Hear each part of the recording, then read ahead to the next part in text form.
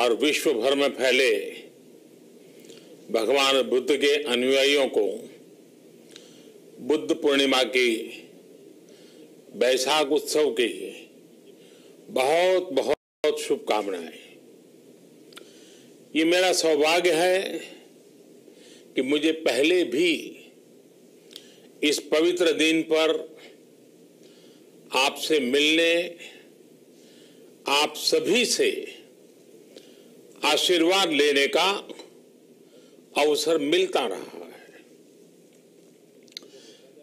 2015 और 2018 में दिल्ली में और साल 2017 में कोलंबो में मुझे इस कार्यक्रम से जुड़ने का, आपके बीच आने का मौका मिला था। हाँ, इस बार परिस्थितियां ही कुछ और हैं, इसलिए आमने सामने आकर के आपसे मुलाकात नहीं हो पा रही। साथियों, भगवान बुद्ध का वचन है, मनो पुब्बम गमा धम्मा, मनोसेट्टा मनोमया, यानी धम्म मन से ही होता है, मन ही प्रधान है, सारी प्रवृत्तियों का अगुवा है। इसलिए आपका और मेरा मन का जो जुड़ाव है, उसके कारण सशरीर उपस्थिति की कभी उतनी महसूस नहीं होती। आपके बीच आना बहुत खुशी की बात होती, लेकिन अभी हालात हमें वो परमिट नहीं करते हैं, और इसलिए दूर से ही टेक्नोलॉजी के माध्यम से आपने मुझे अपनी बात रखने का अवसर दिया। इससे बढ़कर के संतोष और क्या हो सकता है। साथियों, लॉकडाउन की इस विकट परिस्थितियों में भी वर्चुअल वैशाख बुद्ध पूर्णिमा दिवस समारोह, इसके इस आयोजन के लिए अंतर्राष्ट्रीय बौद्ध संघ प्रशंसा के पात्र है। आपके इस अभिनव प्रयास के कारण ही इस आयोजन में विश्व भर के लाखों अनुयायी एक दूसरे के साथ जुड़ रहे हैं। लुम्बिनी, बोधगया, सारनाथ और कुशीनगर के अलावा श्रीलंका के श्री अनुराधापुर स्तूप और वासुदेवा मंदिर में हो रहे समारोहों का इस तरह एकीकरण कितनी अद्भुत कल्पना है, कितना सुंदर दृश्य है। हर जगह हो रहे पूजा कार्यक्रमों का ऑनलाइन प्रसारण होना अपने आप में अद्भुत अनुभव है। आपने इस समारोह को कोरोना वैश्विक महामारी से मुकाबला कर रहे पूरी दुनिया के हेल्थ वर्कर्स और दूसरे सेवा कर्मियों के लिए प्रार्थना सप्ताह के रूप में मनाने का संकल्प लिया है। करुणा से भरी आपकी इस पहल के लिए मैं आपकी सराहना करता हूं। मुझे पूरा विश्वास है कि ऐसे ही संगठित प्रयासों से हम मानवता को इस मुश्किल चुनौती से बाहर निकाल पाएंगे, लोगों की परेशानियों को कम कर पाएंगे। साथियों, प्रत्येक जीवन की मुश्किल को दूर करने के संदेश और संकल्प ने भारत की सभ्यता को संस्कृति को हमेशा दिशा दिखाई है। भगवान बुद्ध ने भारत की संस्कृति और इस महान परंपरा को बहुत समृद्ध किया है। वो अपना दीपक स्वयं बने और अपनी जीवन यात्रा में दूसरों के जीवन को भी प्रकाशित करते रहे। और इसलिए बुद्ध किसी एक परिस्थिति तक सीमित नहीं है, किसी एक प्रसंग तक सीमित नहीं है। सिद्धार्थ के जन्म, सिद्धार्थ के गौतम होने से पहले और उसके बाद इतनी शताब्दियों में समय का चक्र अनेक स्थितियों परिस्थितियों को समेटते हुए निरंतर चल रहा है। समय बदला, स्थिति बदली, समाज की व्यवस्थाएं बदली, लेकिन भगवान बुद्ध का संदेश हमारे जीवन में निरंतर प्रवाहमान रहा है।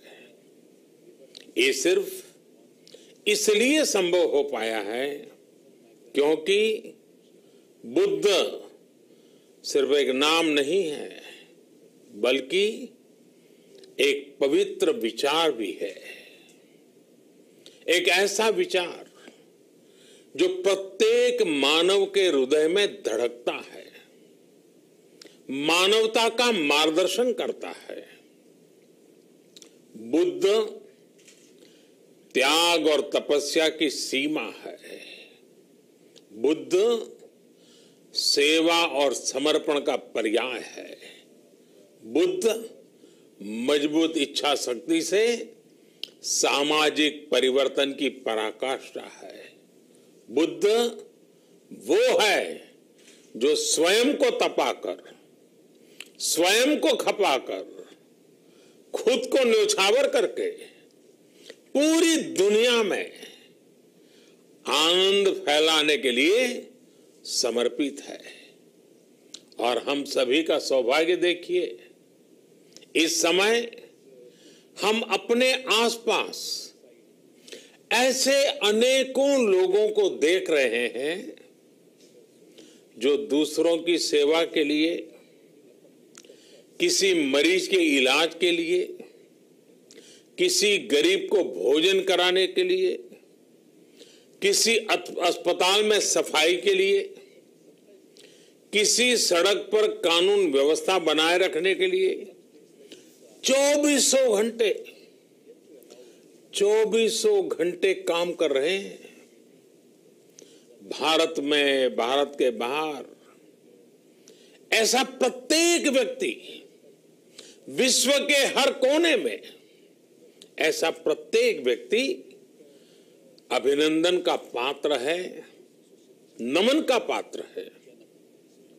साथियों, ऐसे समय में जब दुनिया में उथल पुथल है, कई बार दुख, निराशा, हताशा का भाव बहुत ज्यादा दिखता है, तब भगवान बुद्ध की सीख और भी प्रासंगिक हो जाती है।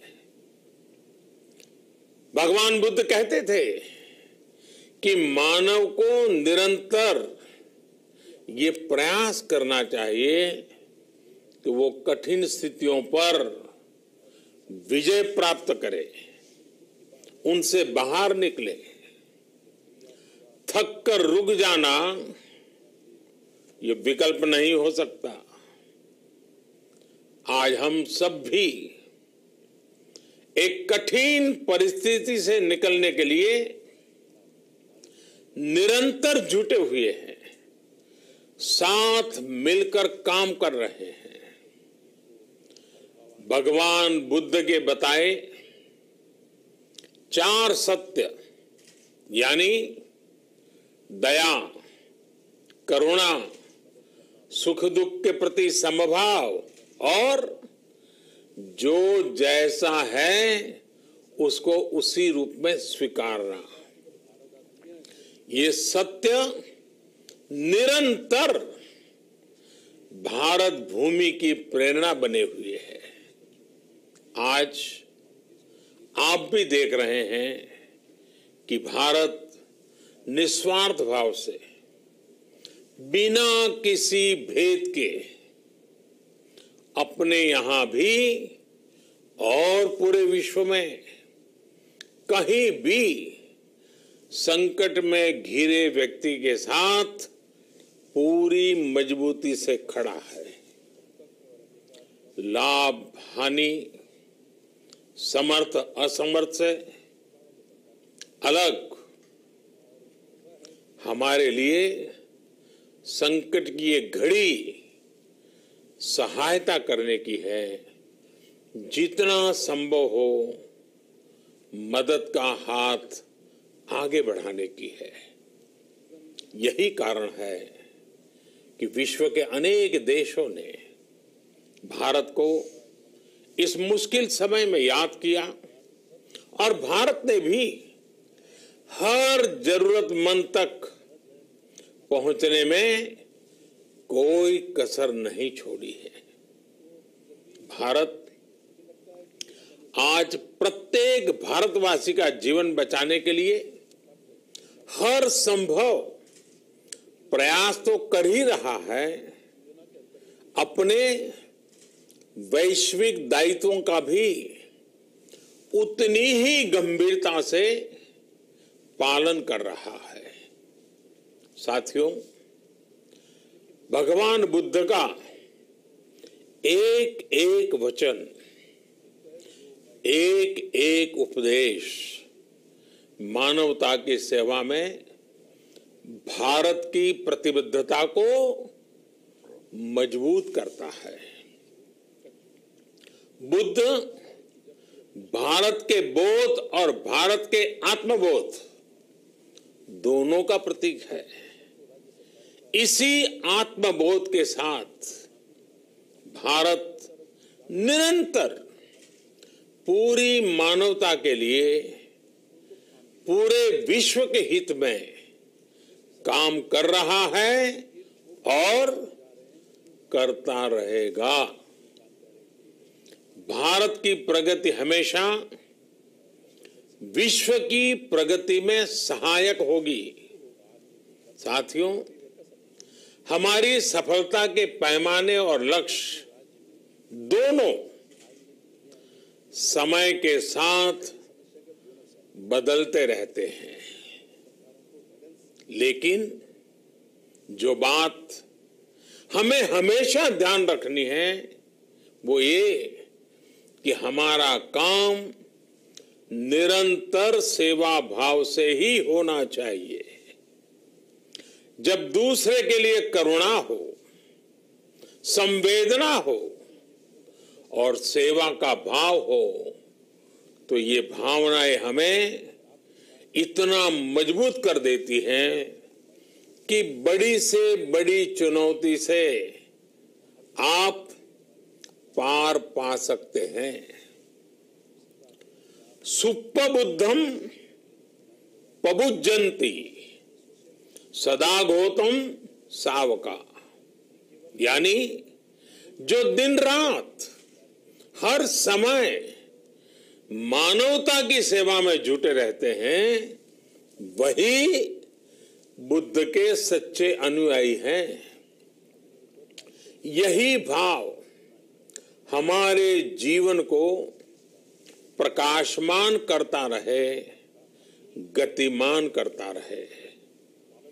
इसी कामना के साथ आप सभी का बहुत बहुत आभार। इस मुश्किल परिस्थिति में आप अपना, अपने परिवार का, जिस भी देश में आप हैं वहां का ध्यान रखें, अपनी रक्षा करें और यथासंभव दूसरों की भी मदद करें। सबका स्वास्थ्य उत्तम रहे, इसी मंगल कामना के साथ मैं मेरी वाणी को विराम देता हूं। धन्यवाद। सर्वमंगलम।